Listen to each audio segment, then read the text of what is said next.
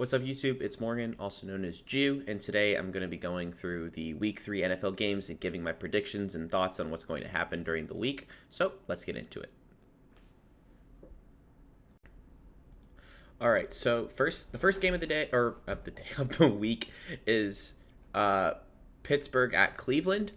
I think with the current offense that Pittsburgh has, and with also TJ Watt being out, I think that the Browns win this. I think it's closer than a lot of people think because the defensive line and the interior can stop the run so well for Cleveland, or for Pittsburgh, can stop Cleveland's run game, that they have to force Jacoby Brissett to throw the ball a little bit more. But I think he's going to be more successful at it than Mitch Trubisky will be.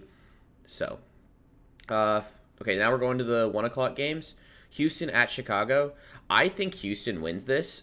I think they just have a better team than Chicago has. Darnell Mooney and Cole Kmet still haven't shown up for Chicago, and Justin Fields still hasn't looked fantastic. He still hasn't looked like a top 10 pick.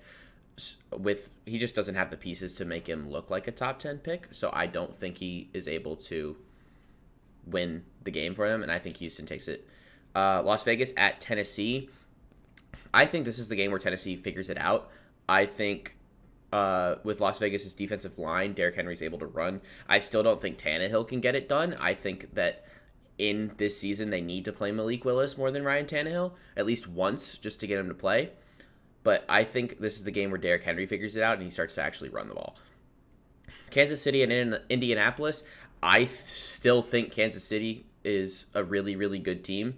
They've shown it through the first 2 weeks, and Indianapolis has really struggled. I just don't think that this is a game Indianapolis wins, and I think that after this game, I think Frank Reich is already on the hot seat, but I think this really, really puts him there, and he's getting close to being fired. Kansas City's offense is just too strong to stop, or for Indianapolis to stop them. They don't have the corners. They have the front seven, but the corners and safeties are just not good enough to keep up with receivers and keep Mahomes contained. Buffalo at Miami. This is my game of the week that I've been seeing because it's just two very high-powered offenses with two very solid defenses. I think Buffalo takes it. I think it's close. I think it's... Should I do score predictions for all of these? No, I think I'll do that upcoming, but I think for this week I'll just stick with it like this. Buffalo at Miami. I have Buffalo taking by 3 to 6 points. I don't think it's it's going to be a shootout for sure. But I still think Buffalo's offense has just more, not just weapons, but they just have a deeper team. And Josh Allen's the better quarterback, and Tua just hasn't proved it. He's had one really, really, really good game in his career, and it was last week. So I think that Miami puts it into a shootout, but I think Buffalo still takes it. Detroit at Minnesota is probably the most interesting game of the week. Detroit's running offense is number one in the league.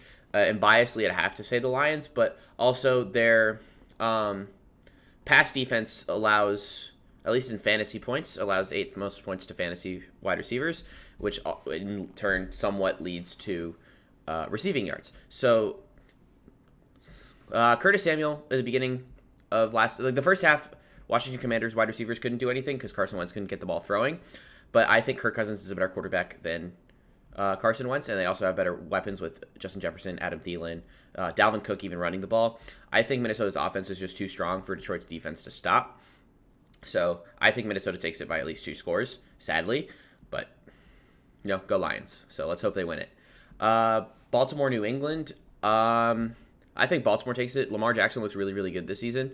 Rashad Bateman looks like a weapon. Devin Duvernay, if he is out of concussion protocol, I think he's really solid, just for his speed alone. But other than that, Lamar Jackson just has shown that he's really, really on something this season, and Mac Jones just doesn't have weapons to be able to have a team. So I think Baltimore takes it. Cincinnati, New York. I think that Cincinnati figures out a game at least. I don't think the Jets' defense is strong enough. Sauce Gardner has looked really, really good. The Jets are overall a much better team than last season, but it's still they're playing the Cincinnati Bengals, and Joe Burrow has finally something to prove, and it's a weaker defense than what they've played the first 2 games. So I think Joe Burrow takes.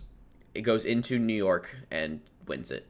Philadelphia at Washington. Philadelphia has proven to be one of the better teams this season. They are, I think, starting to become Super Bowl favorites, even though I wouldn't still put them there. Jalen Hurts still has a lot of question marks, even though he looks a lot better this season.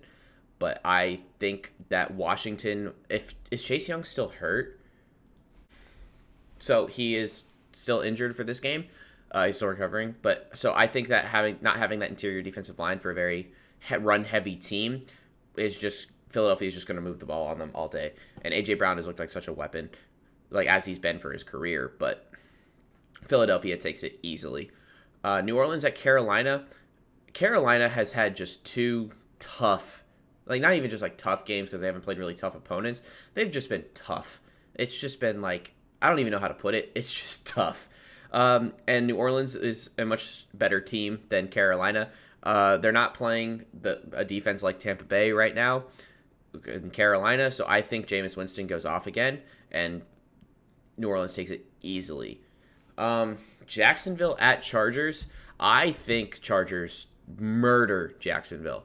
I just think that unless Justin Herbert still has that rib injury, I think they just murder Jacksonville. I don't even think there's anything to say about that. Arizona at Los Angeles is super, super, super interesting.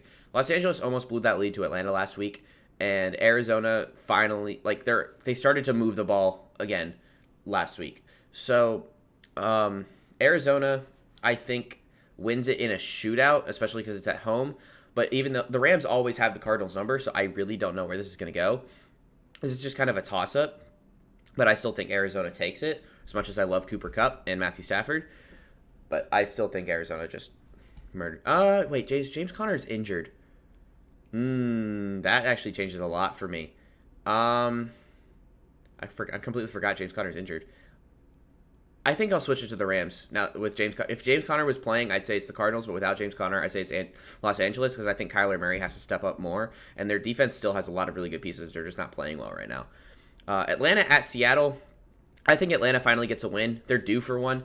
The Marcus Mariota has played a lot better than most people's expectations, and Arthur Smith is a really good coach. He coaches close games, and they're to win a lot more of those close games. They might have blown the lead in the first game and almost come back in the second game, but he makes them close games, which is exciting to watch. So I think Atlanta takes this because I don't think Seattle's strong enough to beat Atlanta.